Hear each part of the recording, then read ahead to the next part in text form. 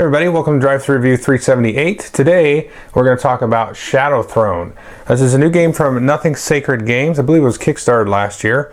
Plays 3 to 5 players, and it is a card drafting game. So if you played like Seven Wonders or Fairy Tale or some of those card drafting games, it's probably more like Fairy Tale a little bit than Seven Wonders, but it's got a little bit more layers of intrigue on top of it than Fairy Tale. So let's take a look at how the game works, and I'll come back and say what I think of it. So in Shadow Throne, from round to round, and the game will take about 3 to 5 rounds. The rule books say that, and every game we've had has lasted either 3, 4, or 5 rounds. It doesn't really even matter the player count. But what you're going to be doing is backing one of the 3 different factions in the game. There's the Empire, the Rebels, and then the Church factions. And you're going to get these cards here, and you can tell which faction they belong to based on the little icon here in the lower left. So you can see there's the Church, the Empire, and the Rebel. Now to start the game, you're going to get 6 of these dealt to you, and then you're going to draft. Now the rules say to pick a card, pass the cards to the left, and then you keep doing it, and then everybody ends up with 6 different cards and then what they were dealt. Now it does not say to pass left, then right, then left, then right, but we're going to play it that way, and that's how we played it. And I think every drafting game really should go left and right, because as players know the game, it's really going to matter, I think. Now, as you're starting to play the game, it's not going to matter at all, so do what you want. I don't really think it's a fault of the game. You could just play pass left every time, but I don't want to make more of a deal of it than I already have, but we play left, right, left. All right. So you're going to do this, deal them out, draft them, and then you're going to play 4 of them. So let's say 1, 2, 3, 4, 5, 6. And so every player is going to take and put 1 card face down, and then you're going to all reveal them, and then you're going to do some different things and effects, maybe gain or lose money, and then you can do that 4 more times, and then you're going to have 2 cards at that point left in your hand. And you're going to be able to keep all but one of them. Or excuse me, keep one of them and get rid of the rest.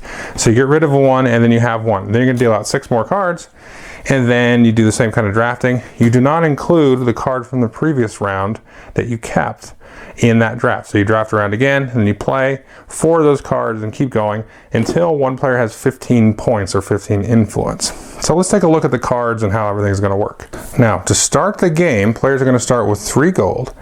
And when you flip a card face up, as everybody's going to do simultaneously, the first thing you're going to note here is the gold icon. Now, in this guy's case, he's a tax collector. He's going to generate for me 2 more money. So I'm going to get 2 money once I spend him. Now, here you can see the amount of influence or victory points he's going to generate if his team wins the battle this round. Now he's also going to contribute 1 point of strength to his faction. So we can see he is an Empire faction. He's going to contribute 1 strength. Good enough. Now we here have a Church faction. He's not going to generate any money for us, but he's also not going to cost us any money. Whereas if we look at this guy here, he's actually going to cost us $2. So we're going to spend the $2 there, and then he'll be able to come into play.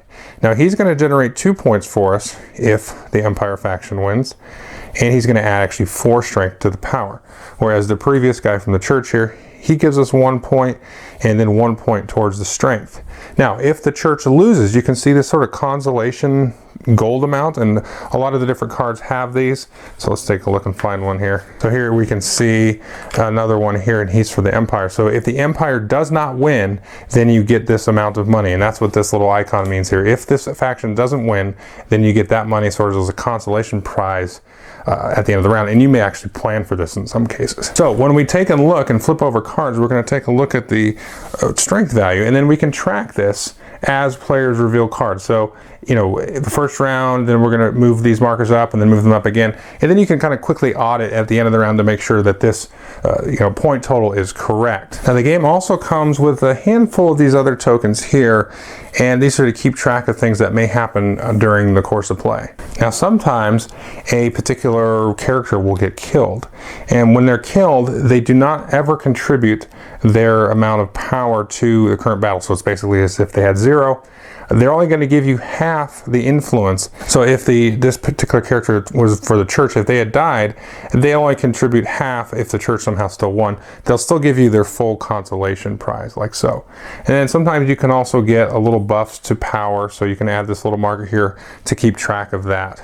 Now sometimes, if we look at here, and this gets us into our next example, we're going to have special abilities. You can see here's a special ability with a 3-star. And then we can also see here this special ability has a 2-star. So when these are flipped up, we're going to go to order of 1, 2, and 3. So all the 1-star actions are going to happen at the same time, and then the 2s and the 3s. So it is possible if a 1-star action kills a 3-star action, then it's not going to take place. So like this guy may say, kill all commoners.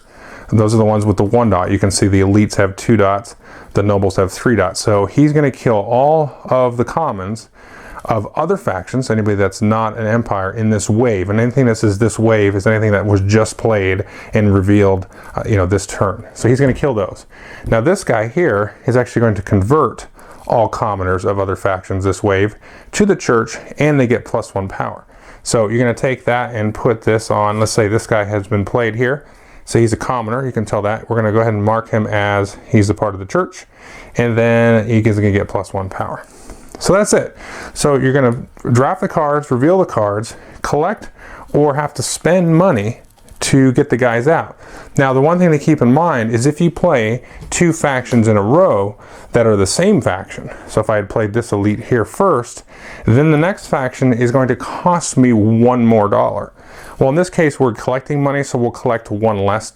Where if we had played it like this, say we played him and then we played him, he's actually going to cost us an extra $1, so he'll cost us $2. So there is a definite balance between generating money and spending money for some of the cool effects, but also in a lot of senses breaking up the rhythm of it, because you've only got 4 slots to play.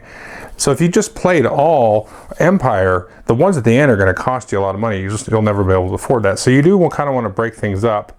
And maybe you'll say, okay, let me get this guy out here. So at the end of the round, he's going to give me $3. I don't have money for the next round. And then I'll spend the rest of my time trying to work on the Empire, getting the most power and getting the most influence at the end of the round. So here we can see the influence markers here. So once a player collects 15 points worth of influence, that's going to be the last round. And then whoever has the most influence at the end of the round is going to be the winner. Okay, so what do I think of the game? Well, this one actually took a couple of plays to grow on me.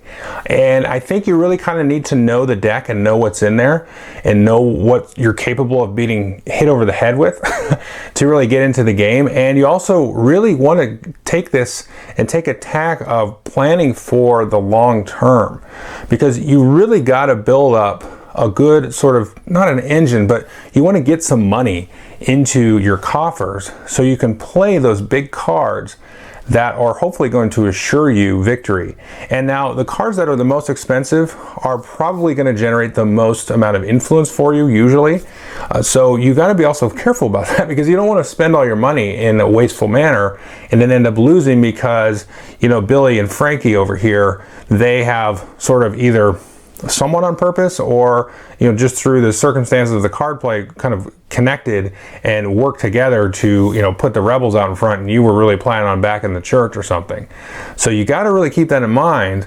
And the whole drafting mechanism works really well here because the game is really about intrigue, and the drafting really feels that way. So if I keep getting handed blue cards or the rebels, then I know probably nobody's backing the rebels, but they also, you can really, this is the cool thing, you can really kind of count on others to play the rebels, because there's a lot of commons in the rebels, for example, and they all add a little bit of influence and they add some money, but then you can take and play one guy that'll like convert all of them to get +1 power, so that'll really beef that up. So you can really play and hold maybe a big card from one round to the next, work on getting a lot of money and seeing what happens, and then playing that kind of at the last second on the next round to really turn the tide and see how things work.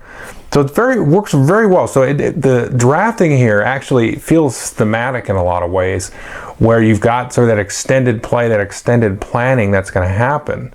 But I would say it definitely takes a couple of plays to get that in, because you kind of just feels really random the first couple of times you play it.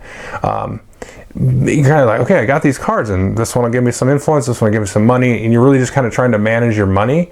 But once you kind of get the hang of that, then you can start that long-term scheming, and it really, really does come through in this game. So I would take a look at it. And now as far as the player count goes, yeah, I kind of thought I liked it with more at first, but now I'm kind of back 3's working, because I think I'm just still kind of going through the game and learning it a little bit. So I don't know that the player count really matters, to be honest with you. You can piggyback a little bit more off of other players when you have more than 3. So that's really the key difference. But it's not like that's non-existent in a 3-player game. But I say that's maybe the little bonuses that are a little bit better with 4 or 5 than it is with 3. But I still really like it with 3. But there are these really cool moments when there's more, where you can see, okay, he's doing really well over there. So I either want to go all in on getting money for the next round and kind of bail out, or I'm going to kind of ride their coattails and not spend as much as they're spending to get in there. So then the next round, maybe I'm like 3 influence points behind them, but now, I've acquired better wealth, and I've got this really, ringer card who's going to get me 5 influence if I win, if that faction wins. So that's really cool. So that dynamic really, really works very, very well with this game. So I would definitely take a look at this one if you like card drafting at all, and you like that kind of intrigue of that. So most card drafting games don't really have that, and they probably should. But anyway, this works really well. And it reminds me a lot of Fairy Tale, because you draft and then you play the cards. It's not like this, I'm drafting and playing the cards at the same time, which every freaking game has to do. I like the drafting and planning, not the drafting as tactical kind of thing. So anyway, that's just my own preference, but definitely take a look at the game. Thanks.